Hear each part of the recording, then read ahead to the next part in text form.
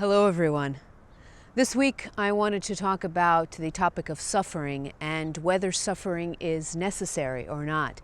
And before I go into that question, before I answer the question of whether suffering is necessary or not, I wanted to define it a little better because sometimes people confuse the term suffering with the term pain. So I wanted to clarify that. In my experience, suffering has two components. The first component is the mental narrative or the mental movies, the thoughts that occur in our minds in response to a painful event that has occurred in our lives. So that's the first component, is the mental narrative around a life event. And then the second component, after that mental narrative, the second component is some form of identification with the mental movies, an identification with the narrative. So in other words, we believe the story that's going on in our minds. So that's the second component of suffering. And I'm going to give you an example just to make this a little bit easier. I'll give you an example from my own life to illustrate these two components of suffering. So when my father died, I was 17 years old. So this was a very, very painful life event that occurred in my outside environment. My father passed away. It was a very sudden loss. So it was an excruciatingly painful event. So there's pain, right? Now, immediately after that life event that was excruciating, my mind started to develop a movie or a narrative about that event. And the narrative went something like this. My mind started saying, you should have said that you loved your father more. You should have treated your father better when he was alive. Now he's dead, you can't do anything about it. You don't deserve to be happy. You're not a very good person. You see?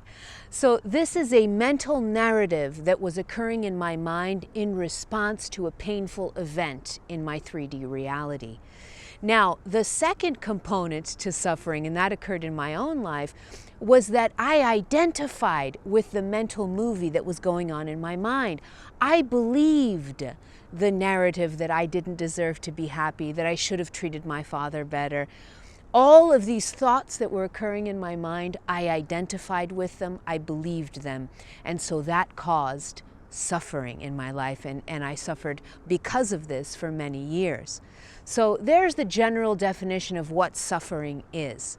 So now to the second part of the question, or to the real question for this week is suffering necessary? Maybe.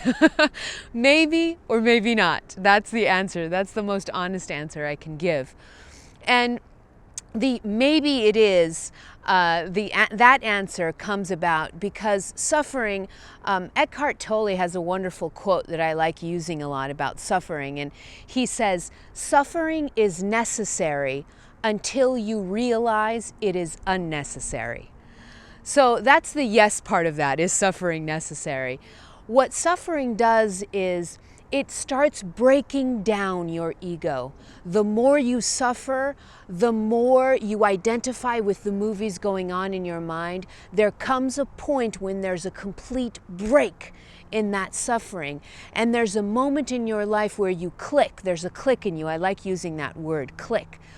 There's a click in you where you think to yourself, there has got to be a better way. So sometimes we suffer so much in our lives that suffering drives us to click. It drives our egos to break down.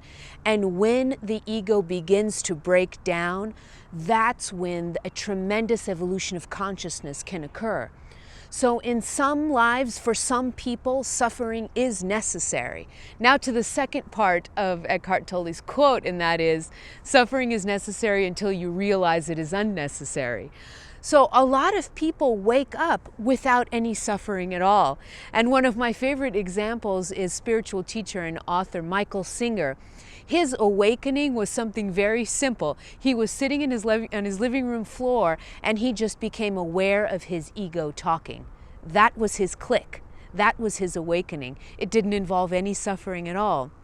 So you see, some of us wake up through a lot of suffering, and that's what occurred in my life, and some of us don't. Some of us just wake up in a very natural way without the need to suffer. Now, that is actually where I think the next phase in our evolution is coming, is that we're going to be able to evolve, to awaken much more easily without the need to suffer. And as more and more of us awaken, then we can share our examples, we can share how we awakened with others, and it kind of creates a domino effect. And I think that that's where we're all going, to a point where we can all start waking up, kind of like Michael Singer did, without the need to suffer, sometimes for many, many years. So going back to Eckhart Tolle's quote, "Suffering is necessary until you realize it is unnecessary." Don't suffer. Don't suffer anymore, because really, if you can bring the power of your awareness, if you can separate yourself from the mechanism of ego, if you allow one, at least one, all you need is for one of those components of suffering to fall, and suffering ceases to exist. So, and how do you do that? You either stop identifying with the thoughts that are going on in your mind. So your mind may continue creating narratives, and that's okay, but as long as you don't identify with them, as long as you don't believe those narratives, suffering stops. And the other way is also true. You can also knock out the first component of suffering, which is the mental narratives. And that occurred in my life naturally through meditation. The more I meditated, the less I identified with the mental narratives, the more silent my ego went. So there you go. Suffering isn't necessary, and I think that's where our evolution is going. It's going toward an awakening without the need to suffer. I hope this helps. Have a wonderful week, everyone. Before you go, I wanted to thank you for watching this video. If you enjoyed it and would like to watch more, click here for my weekly video playlist. And if you have a question that you would like me to answer in the weekly videos, I'd love to hear from you. Just shoot me an email at info@Christina-Lopes.com. I also write a weekly blog, and if you're interested in becoming a subscriber, click here and you'll be directed to my subscribers list. Thank you again for watching this video, and may you have a blessed day.